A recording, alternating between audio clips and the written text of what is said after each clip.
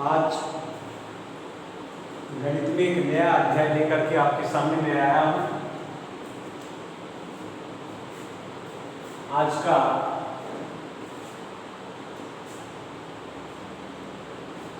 जो पाठ हम लोग अध्ययन करने जा रहे हैं उसका नाम है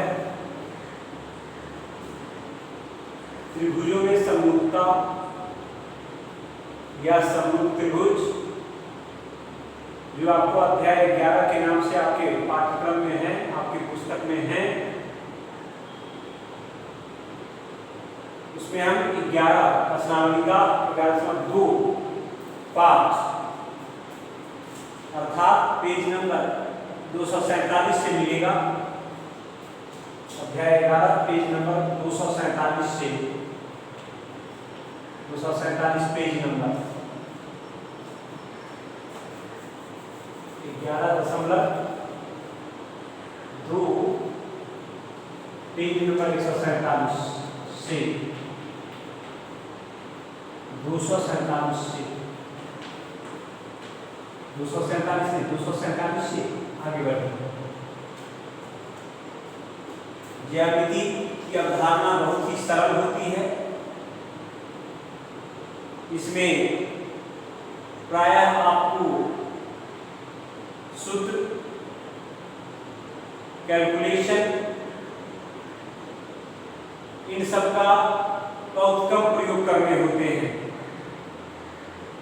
ये सिद्धांत पर आधारित, अभिगृहित पर आधारित कथन होते हैं और इन्हें सिद्ध करना होता है, दर्शाना होता है। यहाँ प्रश्नावली में पाठ का ही नाम है ज्यामितीय आकृतियों में समरूपता। ज्यामितीय आकृतियों में समरूपता। त्रिभुज, चतुर्भुज, पंचभुज, षटभुज, वृत्त, ये सब क्या है? ज्यामितीय आकृतियां हैं।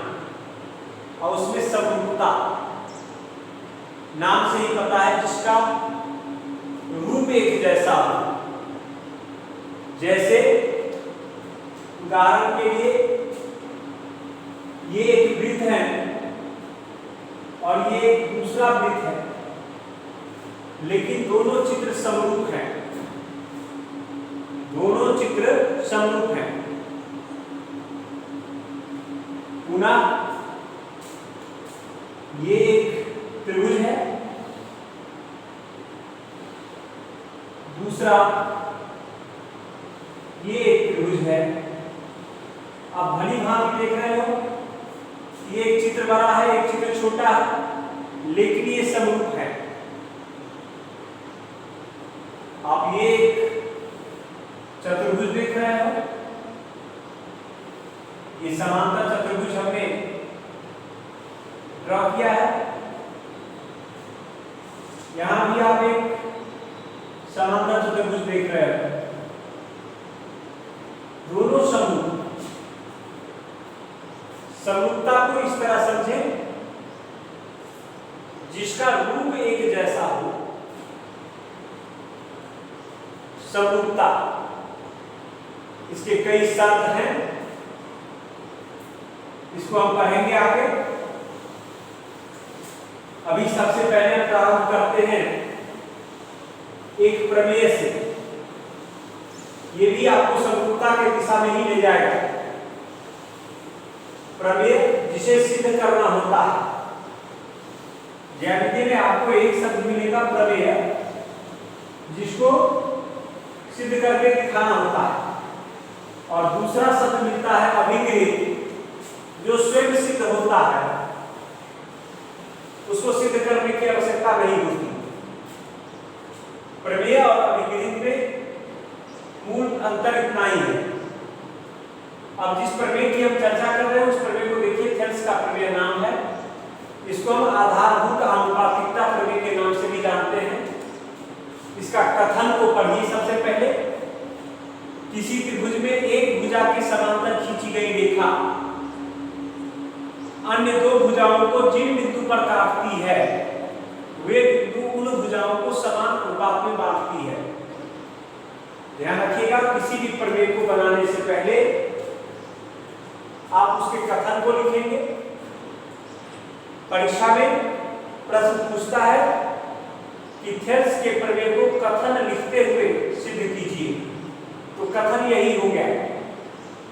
आपको याद करना पड़ेगा, मनन करना पड़ेगा। आप जब चित्र पर पहुंचोगे, अगले स्टेप पर पहुंचोगे, तो आसानी से ये कथन दिमाग में आ जाता है। किसी त्रिभुज में एक भुजा के समांतर खींची गई रेखा अन्य दो भुजाओं को जिन बिंदु पर काटती है, वे बिंदु उन भुजाओं को समान अनुपात में बांटता है। तो दिए गए कथन से सबसे पहले हम अब पहला बिंदु में कथन, नंबर 2 में चित्र। देखिए इसी त्रिभुज में यही हमने एक त्रिभुज लिया, नामकरण आप अपनी पसंद से करते हो। हमने ए बी सी दिया। कहता है किसी त्रिभुज में, यही एक त्रिभुज है, किसी त्रिभुज में, यही एक त्रिभुज है, एक भुजा के समांतर खींची गई रेखा। एक भुजा, इसमें तो 3 भुजा है, तो किस भुजा के समांतर? मान लीजिए उदाहरण के तौर पर हमने बीसी भुजा के समांतर एक रेखा खींचा, जिसका नाम डीई दिया। बीसी भुजा के समांतर हमने एक रेखा डी खींचा। वही कहता है एक भुजा के समांतर खींची गई रेखा।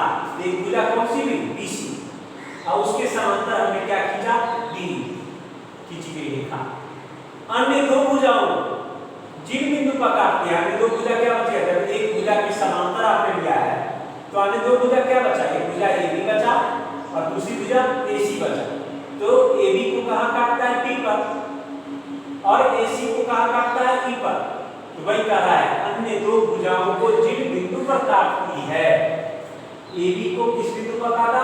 B पर, और AC को किस बिंदु पर काटा? E पर। जिन बिंदु पर काटती है वे बिंदु उन भुजाओं को, वो बिंदु अर्थात बिंदु D और बिंदु E इस भुजा को समान अनुपात में बांटता है।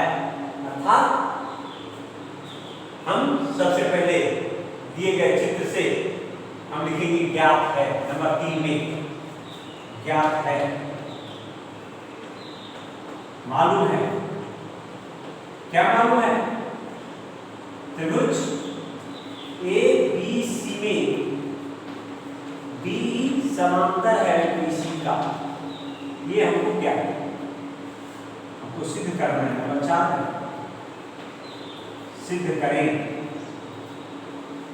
अभी आपको बता दिया हम क्या सिद्ध करना है।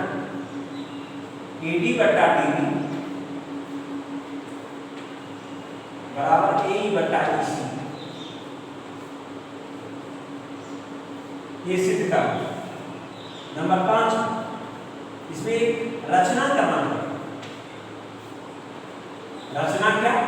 देखिए B से E को मिलाइए, C से D को मिलाइए, D से D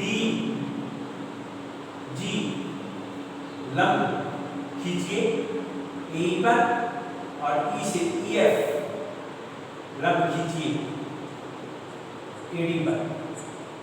ये रचना आपने जो जो क्रियाकलाप किया है उसको लिख डालिए। क्या किया आपने? B से E, B से E,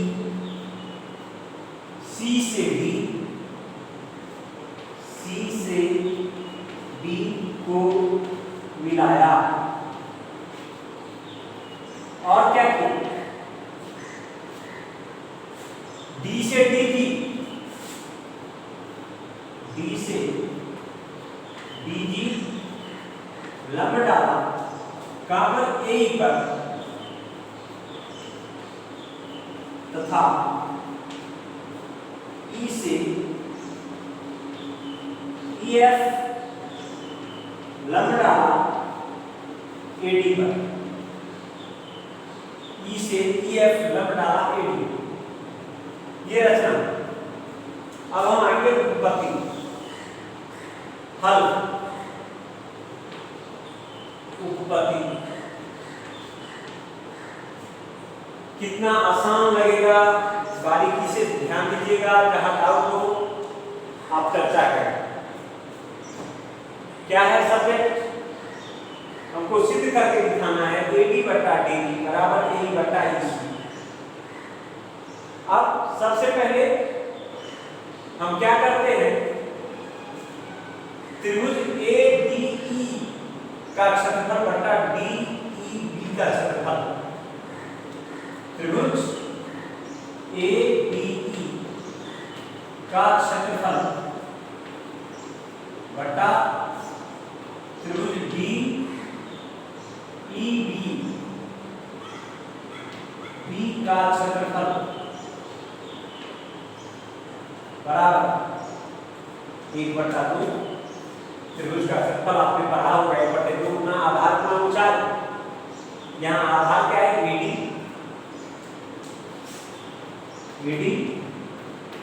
और गुना ऊंचाई इसका क्या हो गया EF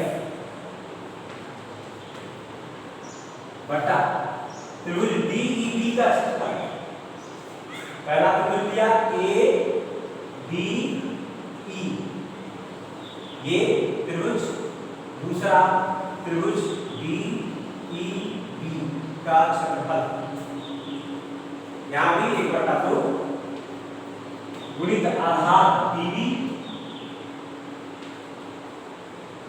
गुणित ऊंचाई, यहां भी EF ही होगा। आप में से कई छात्र कहेंगे कि सर इस चित्र में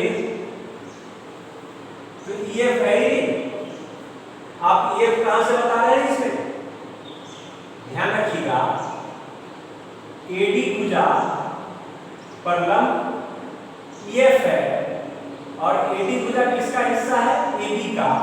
इसका मतलब AB पर लंब क्या है हमारा? EF। तो DB पर लंब क्या हो गया? EF।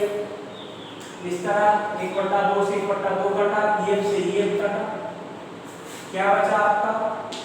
त्रिभुज ADE का क्षेत्रफल बटा त्रिभुज DEB का क्षेत्रफल बराबर AD बटा DB, AD बटा DB, ये समीकरण 1। पुनः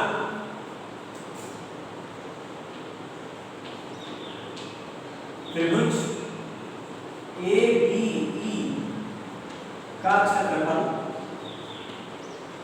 बटा ADE का क्षेत्रफल बटा EBC का क्षेत्रफल, त्रिभुज EBC का क्षेत्रफल 1/2 गुना आधार AE गुना ऊंचाई DG बटा 1/2 गुणित आधार EC गुणित ऊंचाई DG। इस तरह त्रिभुज ADE का क्षेत्रफल बटा त्रिभुज EDC का क्षेत्रफल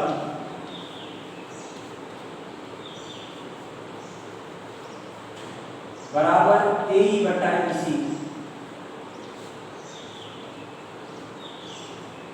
ये समीकरण 2। अब आगे आइए अगला स्टेप में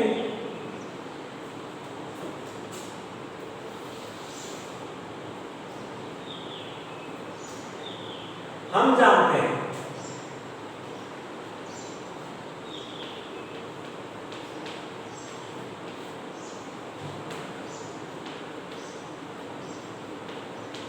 एक ही आधार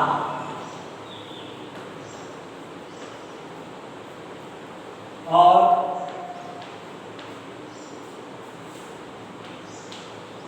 एक ही समांतर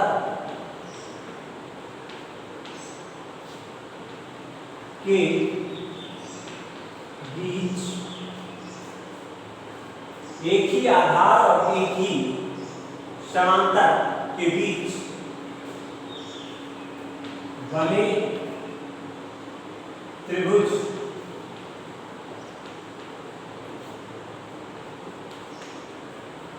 का क्षेत्रफल समान होता है। ये आप 9th क्लास में पढ़े होंगे। अभी आप स्मरण करें इसको। ये एक प्रमेय ही आप पढ़ रहे थे। एक ही आधार और एक ही समांतर के बीच बने दो त्रिभुजों के क्षेत्रफल समान होते हैं। तो एक ही आधार अर्थात DE आधार पर, आधार जो DE है इस पर दो त्रिभुज बन रहा है। कौन सा? DEB। और इसी आधार पर एक त्रिभुज बन रहा है DEC। और एक ही समांतर DE समांतर BC के बीच दो त्रिभुज बन रहे हैं। पहला त्रिभुज DEB और दूसरा EDC। दोनों एक ही आधार DE और समांतर DE समांतर BC के बीच स्थित है। वही आपको लिखा है। हम जानते हैं एक ही आधार और एक ही समांतर के बीच बने त्रिभुज के क्षेत्रफल समान होते हैं। अर्थात त्रिभुज DEB का क्षेत्रफल त्रिभुज DEB का क्षेत्रफल बराबर होगा त्रिभुज EDC का क्षेत्रफल। इसको समीकरण 3 में। अब समीकरण 3 के मान को समीकरण 1 में या 2 में रखिए, जिसमें भी आप रखना चाहें। तो हम समीकरण 2 में रखते हैं। समीकरण 2 में समीकरण 3 से मान रखने पर क्या है?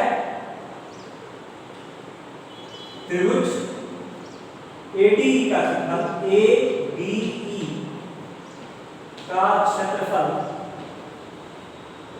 बटा त्रिभुज EDC का क्षेत्रफल। और EDC किसके बराबर है? तो DEB के बराबर।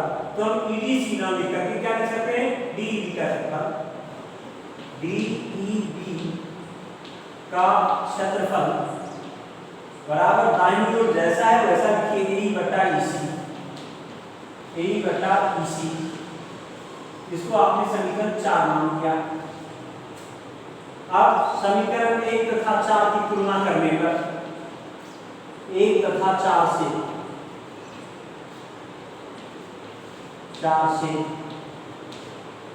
क्या देख रहे हैं? A के बाएं पक्ष में ADE का क्षेत्रफल बटा DEB का क्षेत्रफल और 4 के बाएं पक्ष में ADE का क्षेत्रफल बटा DEB का क्षेत्रफल। दोनों समीकरण का बायां पक्ष बराबर है। दोनों समीकरण का पहला समीकरण का भी बायां पक्ष ADE का क्षेत्रफल बटा DEB का क्षेत्रफल और चौथे समीकरण का भी बायां पक्ष ADE का क्षेत्रफल बटा DEB का क्षेत्रफल। जब दो समीकरण के बायां पक्ष बराबर हो उसका अर्थ हुआ कि उसका दाहिना पक्ष भी बराबर होगा। तो समीकरण 1 का दाहिना पक्ष AD बटा DB और 2 का दाहिना पक्ष 4 का AE बटा EC।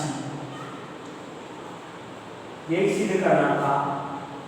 आप लिखेंगे सिद्ध हुआ।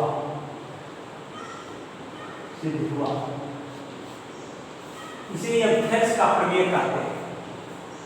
इससे आप निष्कर्ष क्या निकाले? इससे हमको जानकारी क्या हासिल हुई? हम इस निष्कर्ष पर पहुंचते हैं कि किसी भी त्रिभुज में अगर हम एक भुजा के समांतर कोई रेखा खींच दें तो वो अन्य दो भुजाओं को समान अनुपात में बांटेगी। ध्यान रखिएगा, इसी निष्कर्ष के लिए हमने थेल्स का प्रमेय पढ़ा है। कभी कभी परीक्षा में ये लॉन्ग आंसर में 5 मार्क्स पे पूछता है कि थेल्स का प्रमेय लिखकर सिद्ध करें। तो जैसे ही लिखकर शब्द मिलेगा तो आप कथन लिखोगे। किसी त्रिभुज में एक भुजा के समांतर खींची गई रेखा अन्य दो भुजाओं को जिन बिंदु पर काटती है वे बिंदु उन भुजाओं को समान अनुपात में बांधती है। दिए गए कथन से आपने एक चित्र बनाया। क्या चित्र बनाया कि किसी त्रिभुज में तो एक त्रिभुज एबीसी ले लिया, एक भुजा के समांतर तो बीसी के समांतर हमने डी खींचा। जिन अन्य दो भुजाओं को जिन बिंदु पर काटती है, तो एबी को डी पर काटा और एसी को ई पर काटा। अन्य दो भुजाओं को जिन बिंदु पर काटती है वे बिंदु उन भुजाओं को समान अनुपात में बांटती है, अर्थात एडी बटा डीबी बराबर ए बटा एसी। ये हमको सिद्ध करके दिखाना है। पर इस प्रश्न में हमको ज्ञात क्या है, दिया क्या है, तो त्रिभुज एबीसी में डी समांतर बीसी, बस इतना सूचना दिया गया है। त्रिभुज एबीसी में डी समांतर है बीसी का। अब इसमें हमने एक अतिरिक्त कार्य किया, रचना में क्या किया, बी से ई को, सी से डी को मिला दिया, फिर डी से बीजी लंब डाला है ए पर और ई से ईएफ लंब डाला है एडी पर। अब हम आ जाते हैं उपपत्ति में। उपपत्ति में हमने क्या किया, पहले त्रिभुज ए डी ई का क्षेत्रफल बटा डी ई बी का क्षेत्रफल लिया, पुनः ए डी ई का क्षेत्रफल 1/2 गुणित आधार गुणित ऊंचाई। आधार क्या है, एडी और ऊंचाई क्या है, डी ईएफ, और डी बी का क्षेत्रफल में आधार क्या है, डीबी, और ऊंचाई ईएफ ही होगा। क्यों होगा ये समझा चुका हूं, क्योंकि एडी जो है एबी का ही हिस्सा है, अर्थात एडी पर लंब है तो एबी पर ही लंब हुआ, और जब एबी पर लंब है ईएफ, इसका मतलब डीबी पर भी ईएफ लंब हुआ, तो वही हमने लंब के जगह पर ईएफ लिखा। फिर 1/2 से 1/2 कट गया, ईएफ से ईएफ कट गया, ए बी का क्षेत्रफल बटा डी बी का क्षेत्रफल बराबर एडी बटा डीबी, ये समीकरण 1 के नाम से। पुनः त्रिभुज ए डी ई का क्षेत्रफल बटे ई बी सी का क्षेत्रफल, त्रिभुज है ना, ई डी सी का क्षेत्रफल। अब की बात 1/2 गुणित आधार क्या, ए गुना ऊंचाई क्या, डी सी। 1/2 गुणित आधार ए गुना ऊंचाई डी सी बटा त्रिभुज पीडीसी का क्षेत्रफल, पीडीसी का क्षेत्रफल 1/2 गुणित आधार ईसी गुणित ऊंचाई डीजी। 1/2 से 1/2 कट गया, डीजी से डीजी कट गया। इस तरह एडी का क्षेत्रफल बटा ईडीसी का क्षेत्रफल बराबर ए बटा ईसी हुआ। ये समीकरण 2। अब हम जानते हैं, ये 9वीं क्लास में आप पढ़ रहे हैं कि एक ही आधार और एक ही समांतर के मध्य बने दो त्रिभुज के क्षेत्रफल समान होते हैं, तो उस कथन को आपको लिखना पड़ेगा। हम जानते हैं एक ही आधार और एक ही समांतर के बीच बने दो त्रिभुज के क्षेत्रफल समान होते हैं, अर्थात डीबी का क्षेत्रफल डीईबी का क्षेत्रफल बराबर हुआ ईडीसी का क्षेत्रफल, जैसा कि आप देख रहे हैं। ये समीकरण 3। अब समीकरण 2 में समीकरण 3 का मान रखते हैं, तो समीकरण 2 क्या है, एडी का क्षेत्रफल बटा ईडीसी।